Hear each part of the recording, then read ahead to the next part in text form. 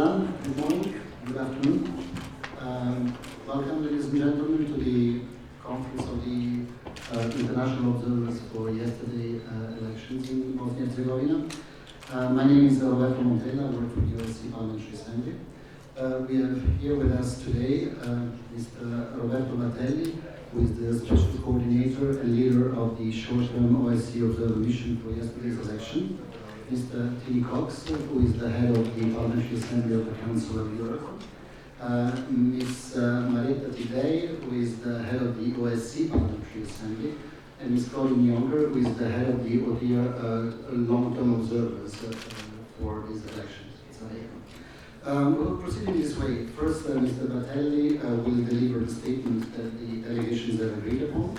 And then Mr. T. Cox will have some remarks for the Council of Europe, Ms. Dea for the OSCE Parliamentary Assembly, Ms. Colin Younger will give also the perspective of the long-term observation mission here.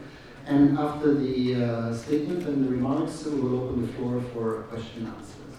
We will of course take questions only from journalists. And the statement of the observers will be available in local language outside this room at the end of the press conference. So without further ado, I will give the floor to Mr. Latelli. Good afternoon, ladies and gentlemen. Thank you for coming. As the OSCE chairperson in office is a special coordinator, and on behalf of the International Election Observation Mission, I want to thank the people of Bosnia and Herzegovina for the warm hospitality and the assistance displayed towards our observers. During our stay, we have witnessed once again the beauty of this country, including its human and environmental potential, which I know well from many visits and almost 2 decades of election observations. But Bosnia and Herzegovina has also a tragic past which will remain in history and which the country needs to overcome if it wants to secure a prosperous future for the generations to come. Ladies and gentlemen, together we came to the following conclusions of our observation. The 12th of October general elections were held in a competitive environment. The interethnic divide was a key factor. The lack of a shared vision in the country's future and cooperation among 3 constituent peoples continues to hinder the reform necessary to fully ensure democratic elections. A growing mistrust by citizens in the functioning of the democratic institutions endangers stability. Candidates were able to campaign freely and fundamental freedoms of expression, association, and assembly were respected. While the elections were efficiently administered, widespread credible allegations of electoral contestants manipulating the composition of polling station commissions reduced stakeholder confidence in the integrity of the process. The Central Electoral Commission generally administered the elections efficiently and enjoyed confidence among most electoral stakeholders. All electoral contestants were able to campaign without obstruction. The majority of political parties oriented their campaigns toward their own ethnic communities. The campaign finance regulatory system is still not adequate to ensure transparency, integrity, and accountability of the process. Election day generally proceeded in an orderly manner, but some technical irregularities were noted throughout the day. The tabulation process, which is still ongoing, was generally assessed positively. In conclusion, I would like to say that yesterday's elections demonstrated that Bosnia and Herzegovina has a legal framework sufficient for conducting democratic elections. However, the lack of political will to move beyond the Dayton Agreement prevents the country from moving away from the current interethnic divides and towards real progress for the country. Finally, I would like to thank my fellow parliamentarians from the two parliamentary assemblies, their two leaders, Tini Cox of the Council of Europe and Marietta Tidei for the OSCE. My particular thanks to Mrs. Corinne Jonker and the ODIHR core team and the long-term observers for their hard work.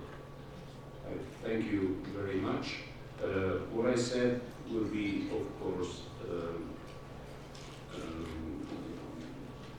further explained to you by my colleagues.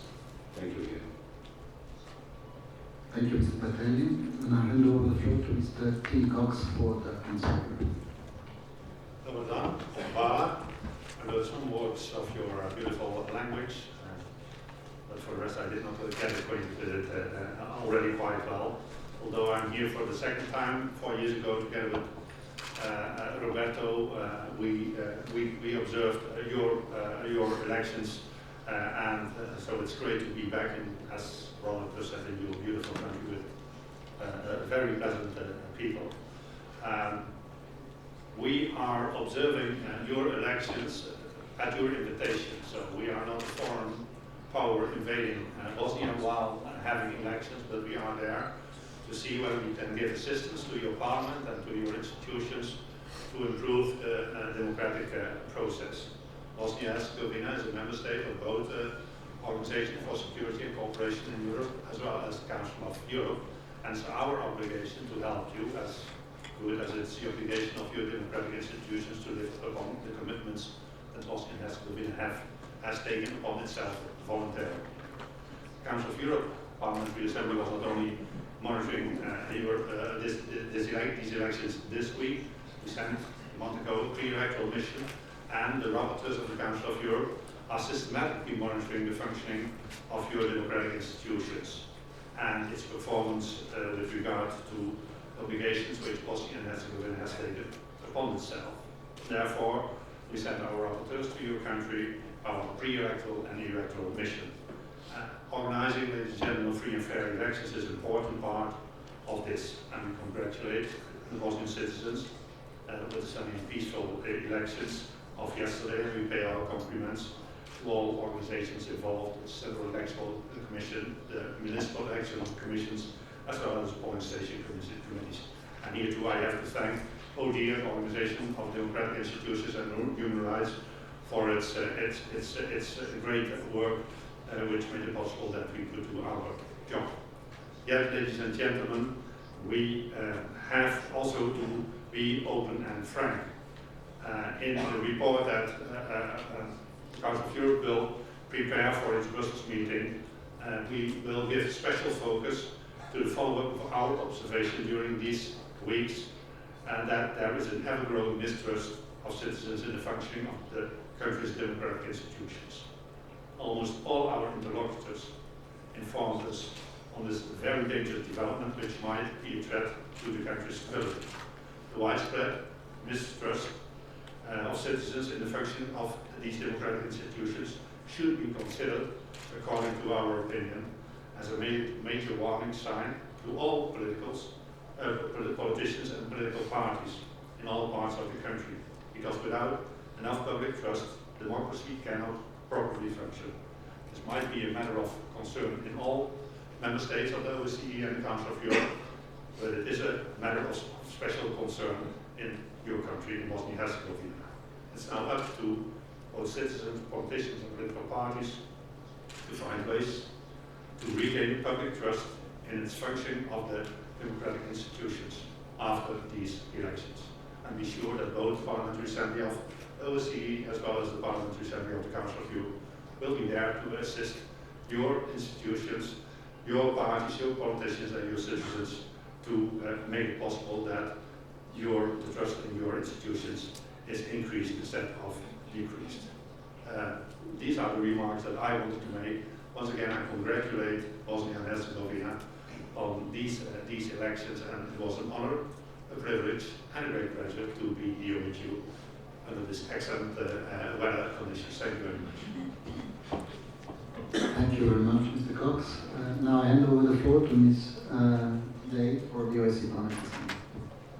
Thank you, ladies and gentlemen. Good afternoon. In my capacity as head of the OSCE parliamentary delegation, I also wish to add my voice on behalf of my colleagues from the OSCE Parliament delegation to the special thanks expressed by Roberto Martelli and Jamie Cox. In particular, I would like to thank the Central Election Commission for the good cooperation and for providing us with the necessary accreditation documents. The OSCE parliamentary delegation that I here will represent is composed of some 38 members of parliaments and staff representing 16 participating states of the OSCE. Our delegation provides a comprehensive mix of political experience which at rally placed at the disposal of Bosnia and Herzegovina and of this international election observation mission. Our delegation has deployed countrywide during the election day. As a newcomer to this country, I have also decided to observe the electoral process beyond Sarajevo, including in Mostar. My parliamentary colleagues, and I fully concur with the assessment presented by Roberto Martelli, I will therefore avoid replicating what has already been said, but at the same time, I would like to place emphasis on a couple of aspects. Election day proved overall positive in terms of the administration of the electoral process. This despite the complex institutional and electoral system, which foresaw 6 separate contests in the same election cycle.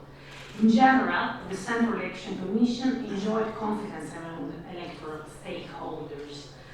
In accordance with the recent amendments to the election law, the new 40% gender requirement was respected both in the election administration body and in the candidate list. This, however, does not necessarily guarantee a proportionate gender balance in the legislative bodies. For the Bosnia and Herzegovina presidency, out of 17 candidates, only 1 was a female. For the election of Republika Srpska president and vice presidents, out of 19 candidates, only 2 were females, and the gender divide also needs further bridging, I think.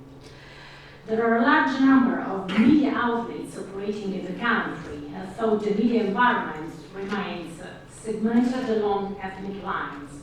Public broadcasters complied with the legal obligation to provide free airtime to electoral contestants on an equal basis and offered voters the opportunity to learn about contestants through debates and election programs.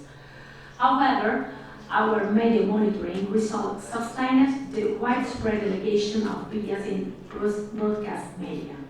Once again, many thanks to the people of Bosnia and Herzegovina for the warm hospitality and to the authorities for the facilitating our observation exercise.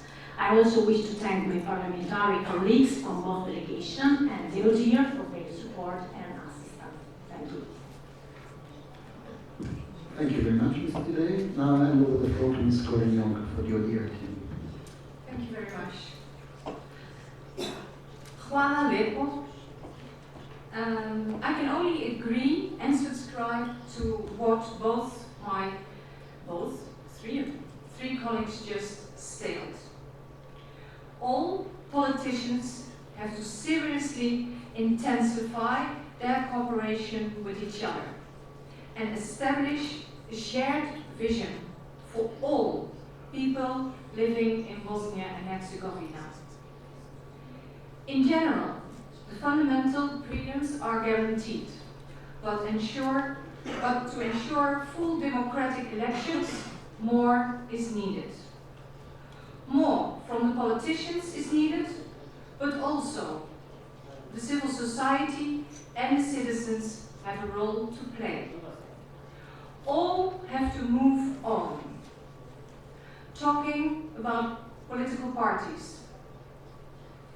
Have the political maturity to overcome your internal disagreement and achieve serious progress in the interest of the country and its people. Talking about civil society, identify yourselves with the need of the citizens, be closer to people and defend their interests.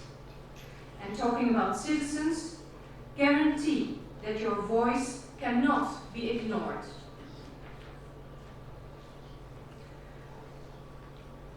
I would like now to tell you more about our work for the last 6 weeks.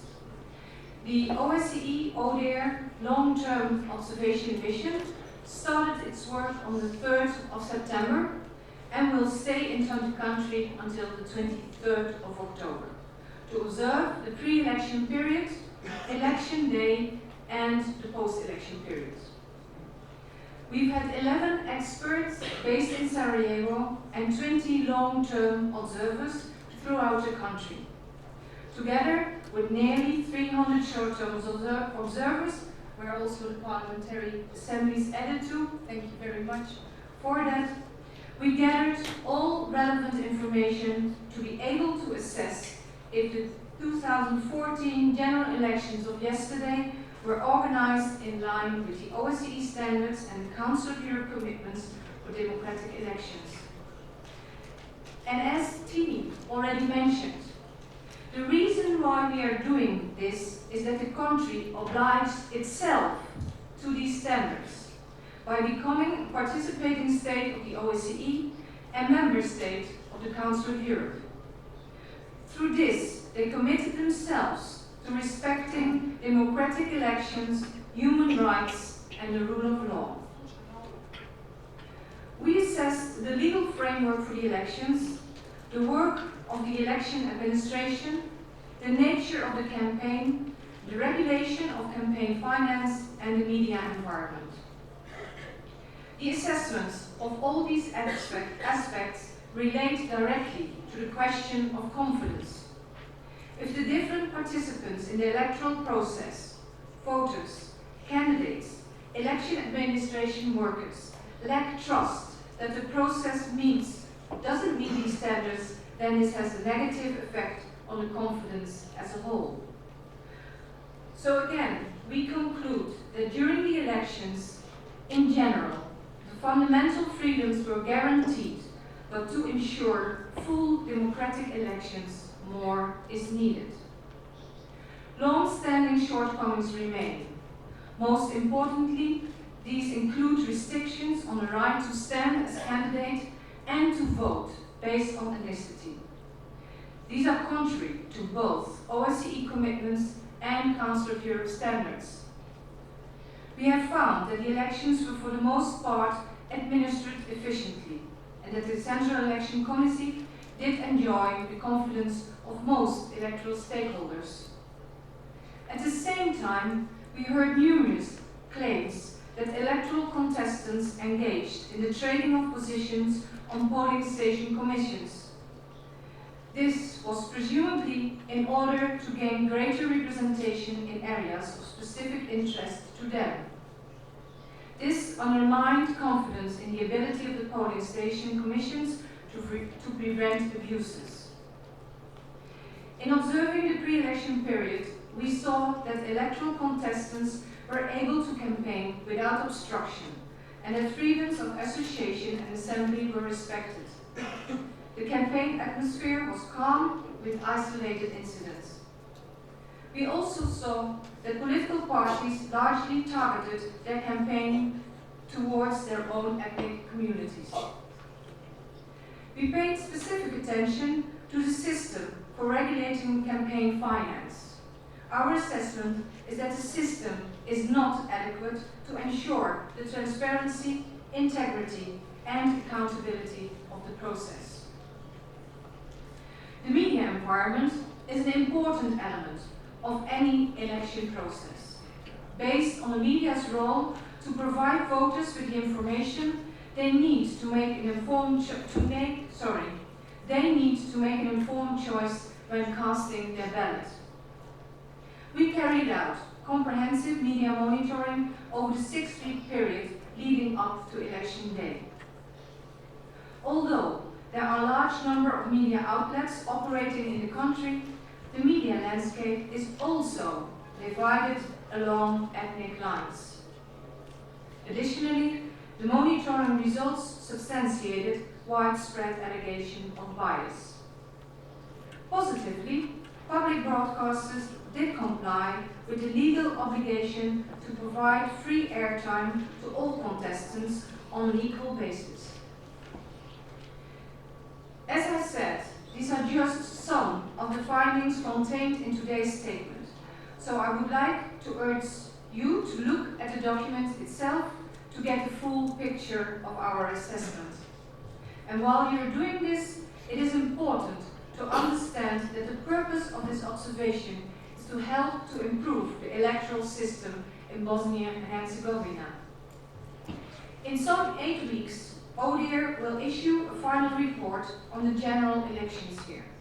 This report will provide recommendations on how the shortcomings we've highlighted today can be addressed. We will be back to present the report, and when the political will is there, we are ready to work together to follow up on these recommendations. Improving the electoral process contributes to building greater confidence. And that is what is very important aspect in Bosnia and Herzegovina. Thank you very much. Thank you very much. We now open the floor for questions. Please, there's a microphone. State the name of your news agency and the person you're asking the question. Any questions?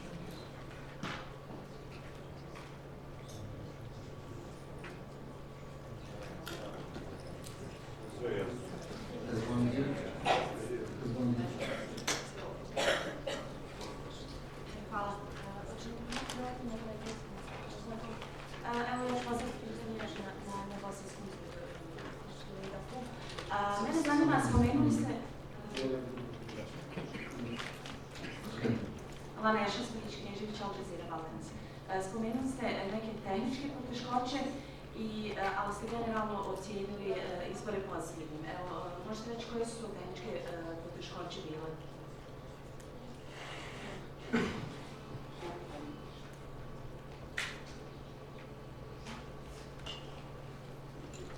I think that Mrs. Juncker is the proper subject to answer. Thank you very much for the question. But maybe because I actually have the idea that I just addressed the aspects that we really wanted to highlight in my speech. And of course, election administration, the way they did their job. I talked about campaign finance, so I don't know if you have a specific question on where you missed something on the technical aspects. Because I think I raised the issue that we wanted to highlight as the most important issues. Još samo jedno pitanje.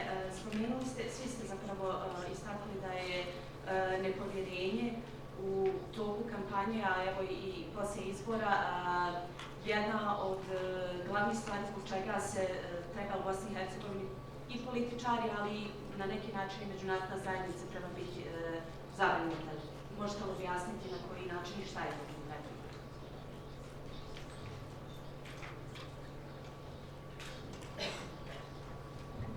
Well, unfortunately, it's many things.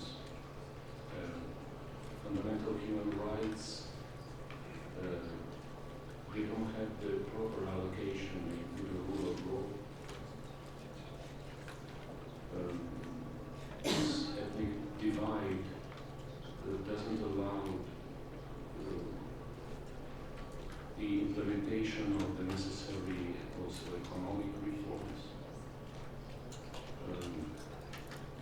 The harmonization of the institutional construction of the country with the European standard is impeded. And these are all matters of concern. We established that also talking to the people. I can feel that every time I visit, for instance, myself, I visit the country. And this should result in a common endeavor of all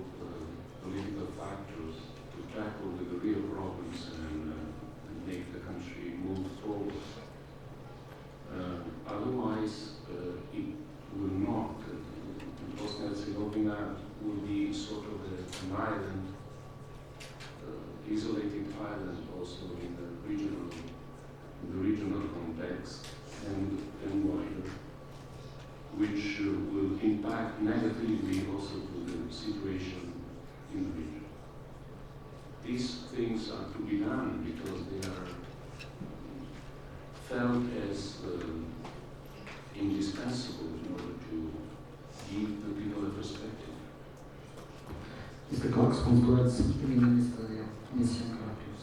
Thank you very much for your question. The good news is that the elections that we observed were overall well performed. There's still a lot to be improved, but as said, these are technical things that with the right political will, it is no problem for Bosnia to take care that in 4 years when we come back to observe your new elections to deliver on these things. But in fact, elections have a goal. The goal of elections is that voices are heard and it leads to something. The problem is, as far as our humble observation is, the base has said on almost all interlocutors, the problem is that things do not change here after elections, that the country is in a stalemate. And we should give praise to all those people who still, all these citizens who still are involved in your elections. The turnout was, I think, over 50%. But of course, if this is the only part and it does not lead to political performance by politicians, political parties, then it is not weird that ever more citizens show and tell us that they do not trust the functioning of the democratic institutions. We have the idea that perhaps too many politicians think, okay, that is their problem. What we say now in our statement, sorry, ladies and especially gentlemen, this is your problem. Because if there is an ever-growing mistrust in the function of democratic institutions, this might threaten the stability of the country. If you, as politicians, do not deliver, if you spend millions on billboards, but you do not deliver after elections, then at a certain moment the mistrust will become that big that the stability of the country is in danger. So we give a clear warning signal to the political parties and the politicians in this country. Listen to this observation. Be grateful that you got still so many people involved in the electoral process and in the elections, but now it's up to you to deliver and to perform. Otherwise, you will deepen the crisis, and that also will not be to your benefit. So you cannot only say this is a problem of the citizens, it's also a problem of the politicians. Mission Caracas. Thank you. If you allow me, I also would like to go back to your first question. To be sure, what you meant with technicalities, do you mean the technicalities through the whole process or during election day? You mentioned only technical difficulties, as I understood, so I was asking what was the technical difficulties. So I'm not sure whether you were thinking about the whole process or the day. Yes, in my speech I reflected to the whole process because that is the work of the long-term observation mission. And talking about the work of the Central Election Committee, and for example the Municipal Election Committee, and also the polling station committees, that are all also technical aspects of the whole functioning of the election administration. And I didn't know if you wanted to go deeper into, for example, that aspect. But next to that, I mentioned, of course, the media, the functioning of the media, the way the Central Election Committee, but also others, deal with campaign finance, and of course also the nature of the campaign, and if everybody was really allowed and able to campaign freely. But I also would like to, what already is mentioned and said, your second question, where it comes to the international community should add to the lack of trust. And next to what also already Tini mentioned, where it comes to the lack of the trust in the democratic institutions in the country, without doubt, there is in Bosnia and Herzegovina an enormous presentation of the international community, and not without purpose, of course. We all know what the reason is why they're here. And what I observed in being in the country is that there is, I don't know how it grew, but it is there that institutions and authorities are pointing at each other. But I think it should be clear that first and foremost, it is the responsibility of the state itself and the state authorities to bring and to move on in progress and to move on the country. And then they can fall back on the support of the international organizations, but it should not be the other way around.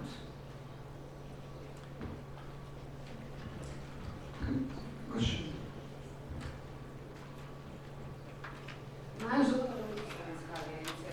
Prema posljednjim rezultatima koje je Centralna izborna komisija objavila, primijećen je izuzetno visok procenat nevažećih listića. Kakav je to indikator u vašoj prijašnjoj praksi, odnosno na koji način ovo slikava odnos biračkog tijela prema vlasti?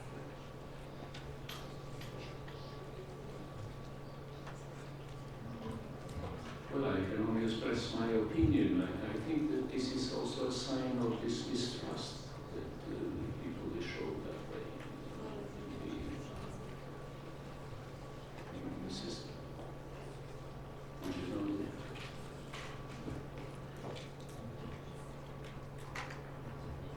I want to respond, but only to tell you that for us it's not yet clear what the specific number of invalidated ballots is. We do know that also previously there was a lot, and the CEC then further on looked into it. If it's the case, I also hope that it will be clear what the reason is behind it, but we are not aware yet of the specific number of the invalidated ballots. So that is something we will look into, and then for sure also report it in our final report that is available in some 8 weeks. Answering to your question, an invalid ballot can show two things. Yesterday I observed the counting of votes in one of the polling stations here in Sarajevo, and I also noticed quite a lot of invalid ballots. They were invalid because the voters, the citizens, used them to show their discontent with what was going on. To me, that is relevant, because you can also stay away if you can join the half of the citizens who do not participate in the vote. But if you take the time and the trouble to go to the polling station, but also to show that you do not have enough trust in the political system, and that I think should be a signal for political parties and politicians. On the other hand, we saw you 4 years ago, and it could also be now, but that's up to the Central Electoral Commission to inform you that ballots can also be made invalid. That's of course a very serious thing, but we cannot now at this moment comment on that, because it is the Central Electoral Commission who should come out with these facts and figures. Okay. Thank you. Other questions?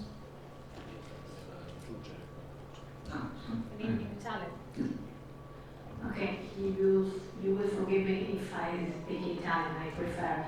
Ma io credo che si possa dire una cosa, chiaramente ancora anche sui numeri di queste schede annullate o comunque invalidate c'è da attendere, però io credo questo, e se nonostante la grande vastità di offerta politica che c'è stata, perché noi abbiamo avuto comunque tantissimi candidati sia alla presidenza che nei vari parlamenti.